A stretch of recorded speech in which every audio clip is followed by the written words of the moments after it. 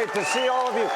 Welcome to Hannity. Tonight we are broadcasting from the deep, deep blue state of New Jersey, from the Jersey Shore.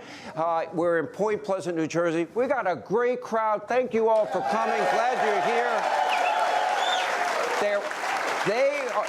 What's happening here, they're now on the cusp of turning the deep blue state of New Jersey red.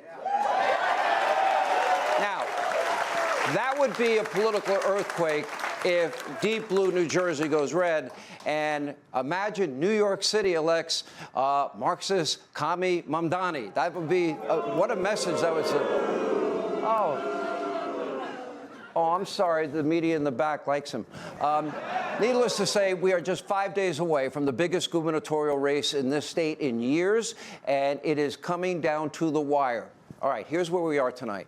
There are 4 credible pollsters that have this race at 1 point, which I interpret to be, that means it's a turnout election.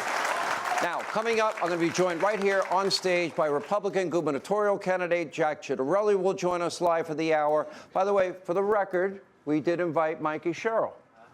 She has yet to get back to us. What a shock. We'll also bring you the very latest polling, and we'll hear from both Republicans and Democrats. Democrats are endorsing Jack Ciattarelli, the Republican, in large numbers to lead the Garden State out of its affordability crisis and tax nightmare. Now, that's where we begin tonight. This is the current state of New Jersey. According to the Tax Foundation, New Jersey residents, they face the second highest overall tax burden in the entire country.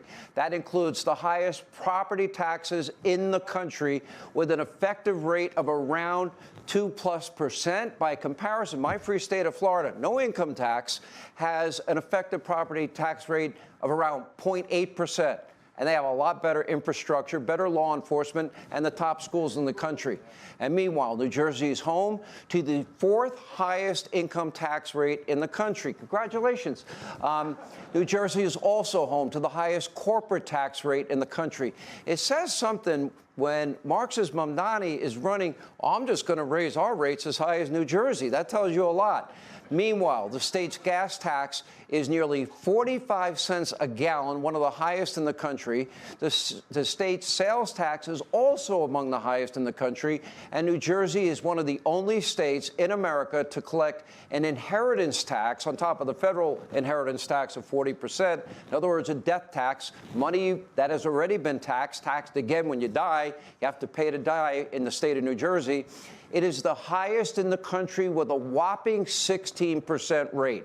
In other words, New Jersey tax residents, they tax their residents to death, and then literally they tax them, before they die and then after they die, when they're dead and buried.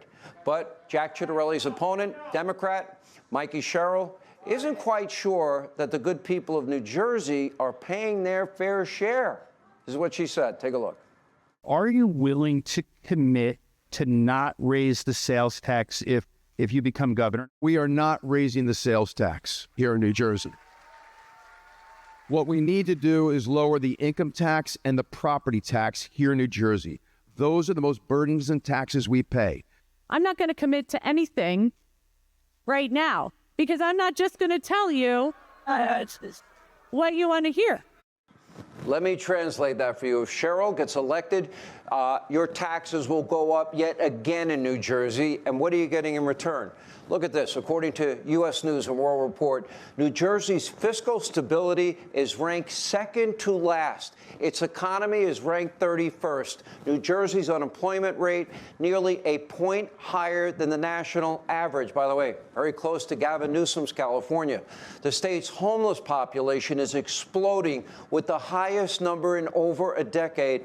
It is the second least affordable place to live in the U.S. Only California is worse. And as a result, people are fleeing New Jersey for other states. Over 3 years, the New Jersey net migration, 212,000 people. That's 250,000 people. In the same 3 years, 116,000 fled to my state of Florida. Make no mistake, none of this is going to get better under Mikey Sherrill and she is offering more of the same left-wing policies and will never have the courage to stand up to her radical base. She's even, by the way, campaigning with a local defund the police activist while pretending to be a moderate. And that brings us to an important question. Can anyone really trust, I'll ask this audience, do you trust Mikey Sherrill? No! Okay. At the Naval Academy, she was involved in a notorious cheating scandal. As a result, she didn't get to walk with her graduating class during their commencement. On the campaign trail, Sherrill claimed it was because she didn't snitch on some of her classmates. Then 2 weeks later, she changed her story and said she spoke to investigators and told them everything that she knew. Well, which one is it? Now, meanwhile, Sherrill is also having trouble literally combating allegations of corruption involving a lucrative career as a public servant. Take a look at this. There's another big difference between her public service and my public service. It actually cost me money the time I put in and took away from my company. In the 7 years that she's been in Congress, she's tripled her net worth. There's another big difference between the two of us, okay? She broke the law. She had to pay fines for violating federal law on stock trades and stock reporting, and the New York Times reports that while you're sitting on the House Armed Services Committee, you were trading defense stocks. Now, again, we invited Mikey Sherrill on this program to respond to these allegations, but her team just never gets back to us. They must be very busy. Oh, Barack Obama will be campaigning with her this weekend. Really? Okay. And now the enthusiasm is squarely behind Jack Ciattarelli. With just 5 days to go, this race is tighter than ever.